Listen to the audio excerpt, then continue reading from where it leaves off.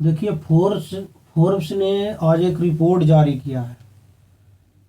Report ये जारी किया है कि पूरे वर्ल्ड में जो टॉप 10 शक्तिशाली देश है वह कौन कौन है, और भारत टॉप 10 में क्यों नहीं आया। जबकि हमारे प्राइम मिनिस्टर विश्व गुरु की बात करते रहते हैं रात दिन कि भारत अब विश्व गुरु बनने वाला है, और जिनको टॉप 10 में शक्तिशाली देश में इंडिया को काउंट ही नहीं किया गया। अब ये भी मैं बताऊंगा आपको कि टॉप 10 में आने के लिए क्या क्या क्राइटेरिया होता है वो सब। लेकिन पहले देखिए टॉप 10 में कौन कौन से देश हैं, दुनिया के 10 शक्तिशाली देश। सबसे पहले तो अमेरिका है।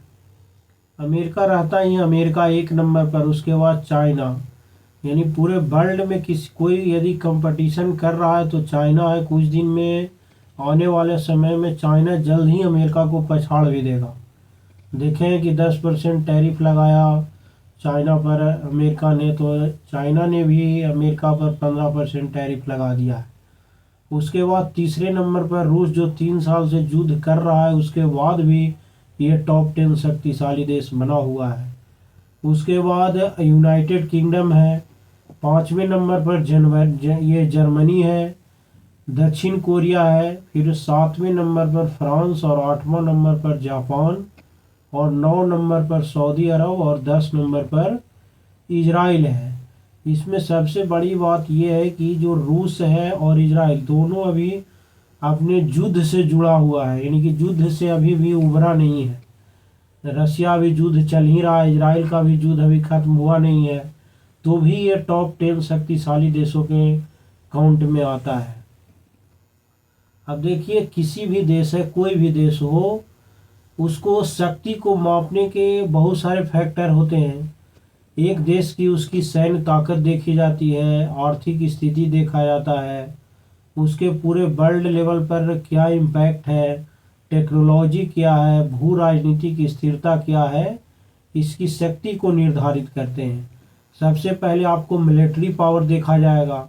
तो मिलिट्री पावर में जैसे आधुनिक और उन्नत हथियार प्रणाली होनी चाहिए, मिसाइल, लड़ाकू विमान, टैंक, युद्धपोत, ये सभी आपके पास है, तो आप सैन्य शक्ति से स्ट्रॉन्ग हैं। उसके मेन चीज़ तो है परमाणु शक्ति और हथियारों की उपलब्धता, सेना की संख्या और सैन्य बजट, रक्षा तकनीक और साइबर सुरक्षा क्षमता। ये सब में यदि आपके पास क्षमता है तो वह मिलिट्री पावर में वह देश स्ट्रॉन्ग है। दूसरा, उसका पैसा देखा जाता है, यानी कि इकोनॉमिक पावर, जीडीपी और आर्थिक उत्पादन, ये देखा जाएगा उस देश का। अंतर्राष्ट्रीय व्यापार और निर्यात आयात का स्तर देखा जाएगा। औद्योगिक उत्पादन और प्राकृतिक संसाधन जैसे तेल, गैस, खनिज, नवाचार और टेक्नोलॉजी में निवेश, ये सभी देखे जाएंगे।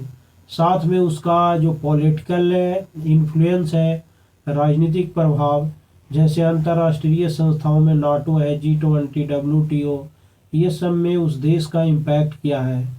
कूटनीतिक संबंध और वैश्विक भागीदारी को देखा जाएगा। घरेलू राजनीतिक स्थिरता और प्रभावशाली नेतृत्व, अन्य देशों पर दबदबा या प्रभाव। वैज्ञानिक और तकनीकी विकास देखा जाएगा, जिसमें आर्टिफिशियल इंटेलिजेंस है, रोबोटिक्स और साइबर सुरक्षा में प्रगति, अंतरिक्ष अन्वेषण और उपग्रह, डिजिटल इंफ्रास्ट्रक्चर और इंटरनेट, उन्नत मेडिकल रिसर्च, ये सभी देखे जाएंगे। उसके बाद सांस्कृतिक और वैचारिक प्रभाव भी देखा जाएगा। फिर भू राजनीतिक स्थिति भी देखे जाएंगे कि पड़ोसी देशों के साथ आपका संबंध कैसा है। ऊर्जा स्रोत, तेल, गैस, जल, ये सभी के बारे में देखा जाएगा। फिर जनसंख्या और मानव संसाधन भी देखे जाएंगे कि जैसे उच्च शिक्षित और कुशल जनसंख्या, जनसंख्या का आकार और श्रम शक्ति, युवा जनसंख्या का प्रतिशत और नवाचार की क्षमता। किसी भी देश की जो शक्ति है केवल उसकी सैन्य ताकत से नहीं आप बता सकते हैं, उसका पैसा, यानी आर्थिक, तकनीकी, कूटनीतिक, ये सब को देखना पड़ता है। इसी कैटेगरी में अमेरिका, चीन और रूस जैसे इन देश सभी जो क्षेत्रों में मजबूत है, इसीलिए वे दुनिया के सबसे शक्तिशाली देशों में गिने जाते हैं।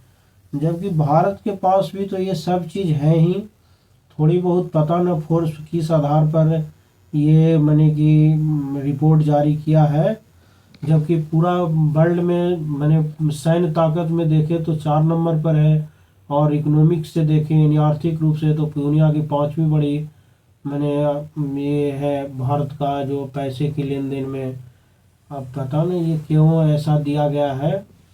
अब ये आया है जो मैं बताया आपको कि दुनिया के टॉप 10 शक्तिशाली देशों में अमेरिका, चीन, रूस, यूके, जर्मनी, दक्षिण कोरिया, फ्रांस, जापान, सऊदी अरब और इजराइल आते हैं। भारत का नाम इसमें नहीं आया है टॉप 10 में।